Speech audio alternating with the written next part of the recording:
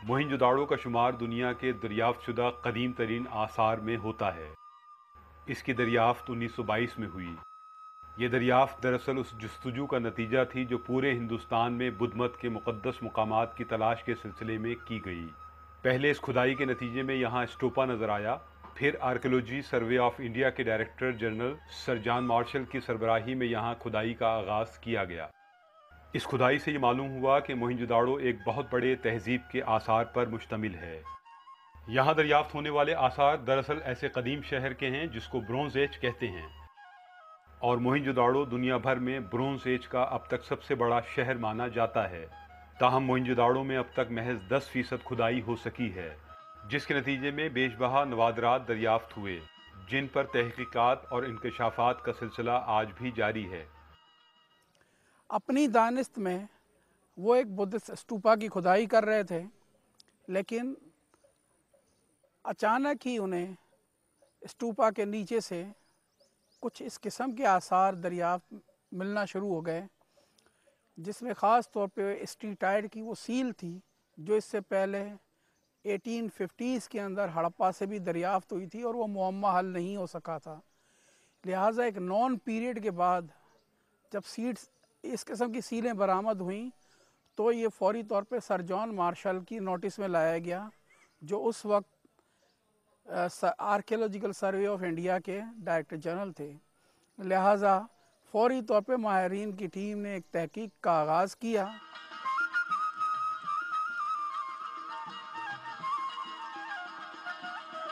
अक़वाम मुत्तहिदा के इदारे बराए तालीम और साइंस व सकाफ़त यूनेस्को ने 1981 में इसे आलमी अहमियत के हामिल सकाफ़ती वरसे की फहरिस्त में शामिल किया, क्योंकि मोहनजोदाड़ो 5000 साल कदीम आलमी वरसा है। ये वरसा सूबा सिंध में ज़िला लाड़काना की हदूद में दरियाए सिंध के किनारे पर वाक़े है। मोहनजोदाड़ो में अब तक सिर्फ 10% खुदाई क्यों हुई है, और माहिरीन आसार कदीमा अब तक वो बुनियादी जवाबात क्यों हासिल नहीं कर सके कि यहाँ रहने वाले कौन थे, उनका रहन सहन कैसा था, उन लोगों की ज़ुबान क्या थी, ये सवालात ख़ुद अपनी जगह तशना तलब हैं। यहाँ जो नमूने मिले हैं वो एक तरह तारीख़ की इब्तिदा कहे जा सकते हैं, ताहम ये कोई गुमनाम शवाहिद और नमूने नहीं हैं, मगर ये दरियाफ्त अभी तक सरापा राज है। मोहनजोदड़ो एक ऐसा दौर है कि जिसमें तहरीर आपकी जो है वो ऐसी शक्ल में मौजूद है कि जो आप अभी तक पढ़ नहीं पाए, लेकिन तहरीर मौजूद है उसकी। तो एक तरह से ये तारीख़ की इब्तिदा है। तो वो चीज़ें जो हैं वो आपके सामने हैं। वो हम ये नहीं कह सकते कि वो चीज़ जो है वो बिल्कुल ही कोई गुमनाम है। जब तक उसकी हम तहरीर ठीक तरह से नहीं पढ़ पाते हैं तो हम ज़रा उलझन का ज़रूर शिकार हैं।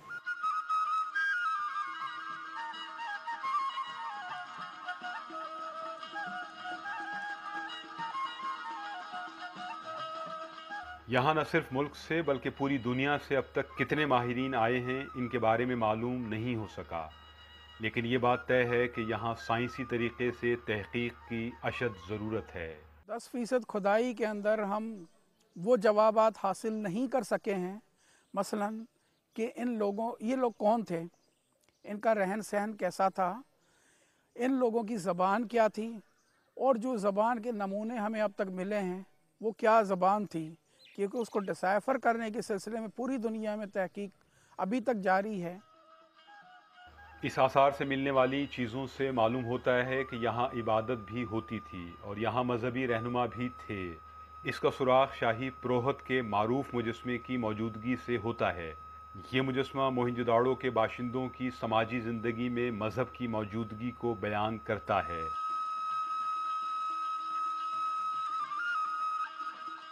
दूसरी तरफ कांसी से तैयार किया गया रक्कासा का मुजस्मा यहाँ के बाशिंदों के फ़नून लतीफ़ा के बारे में बताता है। कुछ माहिरीन का ख्याल है कि डांसिंग गर्ल के मुजस्मे ने जो चूड़ियाँ पहनी हैं वो थर से ताल्लुक़ रखने वाली औरतों के रहन सहन और सकाफ़त से मिलती जुलती हैं। डांसिंग गर्ल का जो मुजस्मा यहाँ से मिला है, और उस डांसिंग गर्ल ने जो लिबास पहना हुआ है, ख़ास तौर पे बाजुओं में जो चूड़ियाँ पहनी हुई हैं, वो थरपार करके इलाके से मिलने वाली औरतों के रहन सहन, सकाफ़त और उनकी चूड़ियों से काफ़ी मिलती जुलती है। تاہم کچھ ماہرین کا خیال ہے کہ مکمل تحقیق سے قبل یہ کہنا کہ یہاں کے لوگوں کے کلچر کا تعلق موجودہ تھر کلچر سے ہے ابھی مناسب نہیں۔ اب اگر کوئی یہ کہے کہ جی یہ چوڑیاں جو ہیں یہ اچانک یہ کوئی معلوم ہوا کہ جی یہ تھر کے لوگ یہاں آ کر بسے تھے، تو میں سمجھتا ہوں کہ اس کو یوں دیکھنا چاہیے کہ اس زمانے میں اس پورے علاقے میں جو تہذیب تھی وہ اس میں خواتین چوڑیاں پہنتی تھیں، اور وہ اب ہمارے شہری علاقوں سے، سندھ کے میدانی علاقوں سے یہ چیز آہستہ آہستہ ختم ہو گئی ہے، لیکن اب تک یہ تھر میں قائم ہے، باقی ہے۔ تو اس کو اس طرح سے دیکھنا چاہیے کہ جو موہنجو دڑو زندہ اگر دیکھنا ہم چاہتے ہیں کہ وہ کیسے تھا، تو پھر جا کر ہمیں تھر کی اسٹڈی کرنی چاہیے۔ ماہرین آثار قدیمہ کے مطابق یہاں ایسے نشانات بھی ملے ہیں جن سے ظاہر ہوتا ہے کہ موہنجو داڑو کے لوگوں کے تجارتی روابط پوری دنیا سے تھے، جو چین سے لے کر میسوپوٹیمیا تک پھیلے ہوئے تھے۔ موہنجو داڑو کے ثقافتی روابط، تجارتی روابط پوری دنیا سے تھے، چائنا سے لے کر میسوپوٹیمیا تک ہمیں اس کے آثار ملے ہیں، اس کی تجارت کے نشانات ملے ہیں۔ تو یقیناً آئندہ جب ہم تحقیق کریں گے، مزید کھدائیاں کریں گے، تو کسی نتیجے پر پہنچ سکتے ہیں۔ موہنجو داڑو کو باقاعدہ ایک منصوبہ بندی کے تحت بسایا گیا تھا۔ یہاں کھدائی سے جتنے شواہد ملے ہیں ان سے معلوم ہوتا ہے کہ یہ ایک آرگنائزڈ سوسائٹی تھی۔ سائٹ میں سے جتنی انفارمیشن اب تک ملی ہے کہ ایک ویل پلانڈ سوسائٹی تھی، جن کے پاس ایک بہت بڑے خطے پہ انتظامی تسلط قائم رکھنے کی صلاحیت تھی، اور اس سائٹ پہ جو اتنا بڑا شہر تھا، بہت بڑے حدود اربا پہ واقع ایک بہت بڑا اربن سینٹر تھا، ان کی ٹیکنیکل ڈیولپمنٹ بہت تھی۔ اس کے علاوہ وہ جگہ کسی نہ کسی حوالے سے، کسی نہ کسی سسٹم کے تحت بندھی ہوئی تھی، جس سے اس کی ضروریات کو پورا کرنے کے لیے ایک پوری پیریفری اویلیبل تھی۔ تو آج کل کی جتنی ایویڈنس ہمیں مطلب آرٹیفیکٹس کی صورت میں ملتی ہیں، وہ ہمیں یہ باور کرا رہی ہیں کہ وہ سوسائٹی اپنی جگہ پہ آرگنائز سوسائٹی تھی۔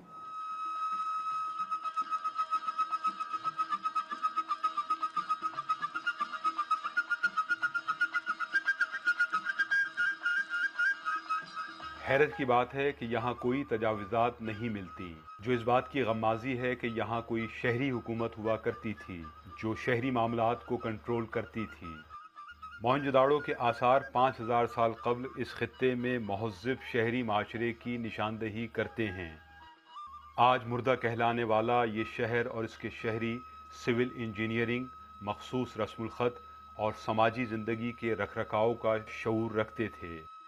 یہاں کے شہری علاقوں کی تعمیر انتہائی مہارت کا سراغ دیتی ہے۔ یہاں محلے ملتے ہیں جو بڑے ہوادار اور روشن ہیں، بڑے بڑے مکانات اور گلیوں کا سراغ بھی ملتا ہے۔ یہاں حفظان صحت کے اصولوں سے آگہی کے سبب گندگی کو ٹھکانے لگانے کے لیے ڈھکی ہوئی نالیوں کا نظام بھی قائم تھا۔ نہانے اور تیرنے کے لیے گریٹ باتھ، کچرا ڈالنے کے لیے ڈسٹ بن اور ایک کالج کی عمارت کے آثار بھی یہاں سے ملے ہیں۔ دریائے سندھ کے کنارے ہونے کے باوجود یہاں رہائشی بستیوں کی آبی ضروریات کو پورا کرنے کے لیے کنوؤں کی شکل میں زیر زمین پانی کا استعمال کیا جاتا تھا۔ باقاعدہ شہری منصوبہ بندی کے تحت یہاں پر یہ شہر بسایا گیا تھا۔ ہمیں کہیں پر بھی انکروچمنٹ شہر کے اندر نہیں ملتا۔ یہ انکروچمنٹ اس بات کا غماز ہے کہ یہاں کوئی شہری حکومت ہوا کرتی تھی جو کنٹرول رکھا کرتی تھی۔ گلی کے ہر کونے کے اوپر ایک بڑی ڈسٹ بن تھی، جس کے اندر سالڈ ویسٹ اوپر رہ جاتی تھی اور پانی جو ہے وہ بہہ کر ڈرین کے اندر چلا جاتا تھا۔ سارے سالڈ ویسٹ وہاں پر ہمیشہ نہیں پڑی رہتی تھی، کوئی ایسی سیوک ایجنسی موجود تھی جو اس کو کلیکٹ کرتی تھی اور ڈسپوز آف کرتی تھی۔ اور اسی کو دیکھ کر ہم کہتے ہیں کہ دنیا کو جو ہے پہلی شہری منصوبہ بندی موہنجو داڑو کے لوگوں نے دی۔ ماہرین کے مطابق یہاں کھدائی سے جو شواہد ملے ہیں ان سے معلوم ہوتا ہے کہ یہاں کی مذہبی تاریخ بدھ مت سے جڑی ہوئی تھی، جبکہ دوسری مذہبی روایت پر اب تک تحقیق جاری ہے۔ بدھسٹ کلچر آگے بڑھا تو انہوں نے ایک دیکھا کہ ایک ماؤنٹ ہے، ایک ٹیلہ ہے کہ اس کے اوپر انہوں نے دیکھا کہ یہ ایک محفوظ جگہ ہے, یہاں یہ ڈوبتا نہیں ہے پانی میں, یا بارش ہوتی ہے تو یہ ایک محفوظ جگہ ہے, اوپر ہے. اس کے اوپر انہوں نے عبادت گاہ بنائی. لیکن یہ یقیناً موہنجو دڑو کا اور اس بدھسٹ پیریڈ کا آپس میں کوئی تعلق نہیں ہے. وہ بالکل الگ تاریخ ہے, الگ دنیا ہے بدھسٹ پیریڈ کی. اس کو اگر آپ کاٹ کے الگ کر دیں تو موہنجو دڑو کی تہذیب سے اس موہنجو دڑو پر کوئی فرق نہیں پڑتا. وہ الگ ایک دنیا ہے, الگ ایک کہانی ہے, وہ الگ ایک تاریخ کا زمانہ ہے. موہنجو داڑو 1700 قبل مسیح میں زوال پذیر ہوا. 1000 سال بعد انہی کھنڈرات پر دوسرا شہر بسایا گیا. دوسرا شہر بسانے والے بدھ مت ماننے والے تھے اور انہوں نے اسی آثار پر اپنی عبادت گاہیں تعمیر کی جو آج اسٹوپا کی شکل میں نظر آتی ہیں. اسی لیے دو مذاہب کے ماننے والے یہاں ملتے ہیں, ایک وہ جو بدھ مت کو مانتے تھے اور دوسرے وہ جن کے بارے میں ابھی تک کچھ معلوم نہیں ہو سکا. مگر اس مذہبی تاریخ کی جو چیزیں ملی ہیں وہ یقیناً 5000 سال پرانی ہیں اور ان پر مزید تحقیق کی اشد ضرورت ہے. 3200 قبل مسیح سے 1700 قبل مسیح تک یہ فلورش کرتا رہا.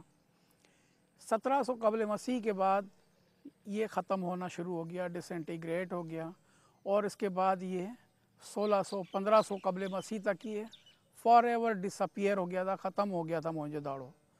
بعد میں جب بدھسٹ سندھ کے اندر آئے تو انہوں نے ایسی جگہوں کا انتخاب کیا اپنی موناسٹری قائم کرنے کے لیے, اپنی عبادت گاہیں قائم کرنے کے لیے, جو عام لوگوں کی پہنچ سے بہت دور ہوا کرتی تھی. انہیں وہ کھنڈرات پسند آئے اور اپنے لیے موناسٹری اور اسٹوپا اسی آثار قدیمہ کے اوپر جو موہنجو داڑو کے آثار تھے 1000 سال کے بعد کنسٹرکشن شروع کی اور رہنا شروع کیا. کچھ ماہرین کا خیال ہے کہ ابھی تک بدھ مت کے بارے میں یہاں زیادہ ٹھوس شواہد نہیں ملے ہیں اور یہ سب محض قیاس آرائیاں ہیں, اس لیے یہاں مزید تحقیق کی جانی چاہیے.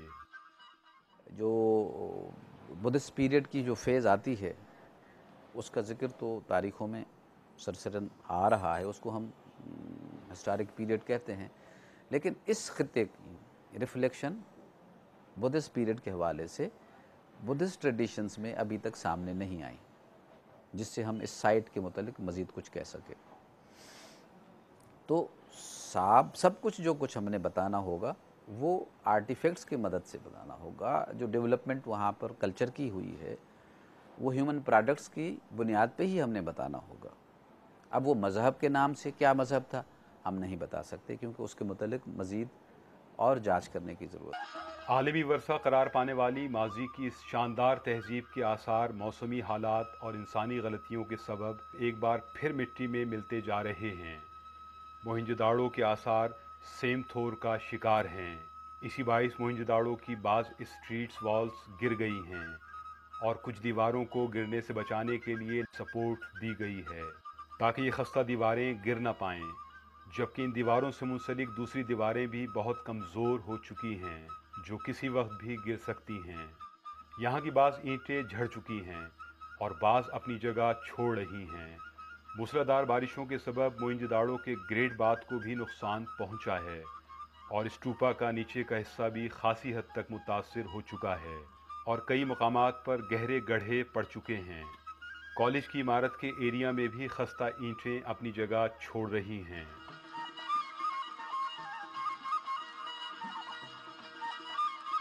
موہنجو داڑو کا ڈی کے ایریا وادی مہران کے قدیم تہذیبی مقامات میں سب سے زیادہ قیمتی سمجھا جاتا ہے.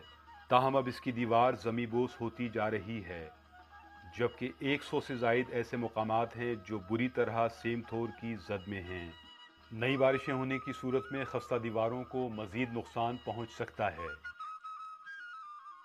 بڑا خطرہ ہے وہ اس کو زمین کے اندر سے جو پانی کی سطح ہے اس کی جو بلندی ہوتی جا رہی ہے, زیر آب جو پانی ہے وہ جب بڑھتا ہے تو وہ جو سیم اور اس میں جو سالٹس ہیں وہ آہستہ آہستہ وہ اوپر آ رہے ہیں اور اس کے اینٹوں کو یا اس کنسٹرکشنز کو وہ کھاتے چلے جا رہے ہیں. تو ماہر حضرات اس کو سنبھالنے کی کوشش تو بہت کر رہے ہیں لیکن وہ ان سے سنبھل نہیں رہی چیز. ماہرین آثار قدیمہ کے مطابق موہنجو داڑو کی سائٹ ناقص منصوبہ بندی کا شکار ہے और अभी तक ये मालूम नहीं हो सका कि आसार कदीमा कहाँ कहाँ तक फैला हुआ है और इसका कुल रकबा कितना है। उसके 10% हिस्से पे तहकीक का काम हो सका है, मज़ीद काम नहीं हो पाया है। ठीक है, इस हवाले से अगर हम ये सोचें कि हमने इस वक्त तक अभी तक इस चीज़ का तयन नहीं किया है कि इस आर्कियोलॉजिकल साइट्स की एक्सटेंट्स क्या हैं, लिमिट्स क्या हैं, हदूद अरबा क्या है, तो यहीं से पता चलता है कि हमने तो अपना बुनियादी काम अभी किया ही नहीं है। पहले तो आप ये देख लें ना कि खुदा न खास्ता कहीं ऐसा तो नहीं है कि हम उस आर्कियोलॉजिकल साइट के ऊपर तामीरात करते हुए चले जा रहे हैं। अब क्या कोई एयरपोर्ट को तोड़ के, रनवे को डिसमेंटल करके वहाँ एक्सकेवेशन कर पाएगा? सरकारी अफसरान का कहना है कि मोहनजोदाड़ो के आसार को जो ख़तरात लाहक हैं वो दरअसल नहरी निज़ाम के सबब हैं। जब इस आसार की खुदाई शुरू हुई, इस दौरान यहाँ सखर बैराज और दूसरे बैराजिस कायम हो गए, जिसके बाइस सेमथोर का मसला पैदा हुआ। ताहम आसार को महफूज रखने के लिए अब हिफाजती इक़दामात किए जा रहे हैं। बैराजिज़ ने और नहरी निज़ाम ने पाकिस्तान में जहाँ ज़राअत के अंदर एक इनकलाब बर्पा किया, वहीं पर उसने आसार कदीमा और ख़ास तौर पे मोहनजोदाड़ो के आसार को भी नुकसान पहुंचाना शुरू किया, क्योंकि उसकी वजह से सैम और थोर का मसला इस इलाके में पैदा हुआ और ये सैम और थोर इसके आसार को ख़राब कर रहे हैं। तो ऐसे पौधे यहाँ पर लगाए गए हैं जो इंडिजीनस हैं, यहाँ के मकामी हैं, जो साल्ट ईटर हैं और जो पेनिट्रेट नहीं करते जड़ों, जिनकी जड़ें स्ट्रक्चर तक, तो उसकी वजह से भी साल्ट अब कम होना शुरू हुआ है, सरफेस इसकी बेहतर होना शुरू हुई है। अब इस गर्मी के ज़माने में जहाँ ये साल्ट उड़ा करती थी हवा के साथ, अब हमें साल्ट इतना नज़र नहीं आता सतह के ऊपर, और हमने इसकी सरफेस को एक तरीके से कंट्रोल कर लिया है।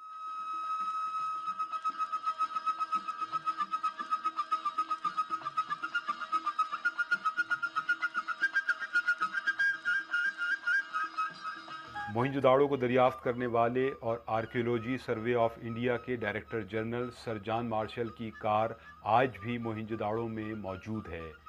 ये कार सर जॉन मार्शल इस्तेमाल करते थे, जो खस्ता हालत में है और एक कमरे में पार्क है। 1968 में यहाँ एक खुसूसी म्यूज़ियम कायम किया गया, जहाँ खुदाई के दौरान मिलने वाले 22 मुख्तलिफ नवादिरात रखे गए हैं। म्यूज़ियम की तामीर उस वक्त हुई जब इस इलाके में बिजली नहीं थी, इसलिए यहाँ डे लाइट का ख़ास ख्याल रखा गया है ताकि लोग दिन की रोशनी में अच्छी तरह नवादिरात को देख सकें। इमारत जो है वो 2 हिस्सों पर मुश्तमिल है। एक ग्राउंड फ्लोर है जहाँ पर ऑफिसेज़ हैं, और पहली मंजिल के ऊपर नवादरात रखे गए हैं, जहाँ 22 मुख्तलिफ शोकेसेस के अंदर मोहनजोदाड़ो से दरियाफ्त किए हुए और इंडस वैली की दीगर साइड से दरियाफ्त किए हुए नवादरात को रखा गया है। मोहनजोदाड़ो म्यूज़ियम की खुसूसियत ये है कि इसके अंदर डे लाइट का ख्याल किया गया है, यानी जब ये कायम किया गया था तो इस पूरे इलाके में इलेक्ट्रिसिटी नहीं थी, लिहाजा रोशनी का खातिर खा बंदोबस्त उस वक्त मुमकिन नहीं था। तो इसको इस तरीके से डिज़ाइन किया गया कि डे लाइट मैक्सिमम जो है अवेलेबल रहे, और डे लाइट की वजह से इसमें नवादरात देर तक देखे जा सकते हैं। मोहनजोदाड़ो एक ऐसा सरबस्ता राज है जिसे ज़मीन का सीना चीरकर दरियाफ्त तो कर लिया गया, ताहम ये राज अभी पूरी तरह आश्कार नहीं हो सका। हज़ारों साल पुरानी तहजीब से मुकम्मल आशनाई अगरचे मुश्तरका आलमी वर्सा है, और हुकूमती मस्बत इक़दामात के साथ ये आलमी बिरादरी और आलमी कल्चरल इदारों की भी मुश्तरका ज़िम्मेदारी है कि इस कदीम वर्से को मुकम्मल तौर पर दरियाफ्त किया जाए। क्या हमने आलमी बिरादरी को इस जानिब राग़िब करने के लिए कोई वाज़े और ठोस मनसूबाबंदी की है, और क्या आलमी बिरादरी ने मोहनजोदाड़ो के कल्चरल वर्से में इतनी दिलचस्पी ली है जितनी उन्हें लेनी चाहिए? ये सवालात अपनी जगह, लेकिन अगर हालात यूं ही रहे तो शायद तहज़ीब का ये गैर मामूली ख़जाना इस सदी के आखिर तक आइंदा नस्लों के लिए मौजूद न रह पाए।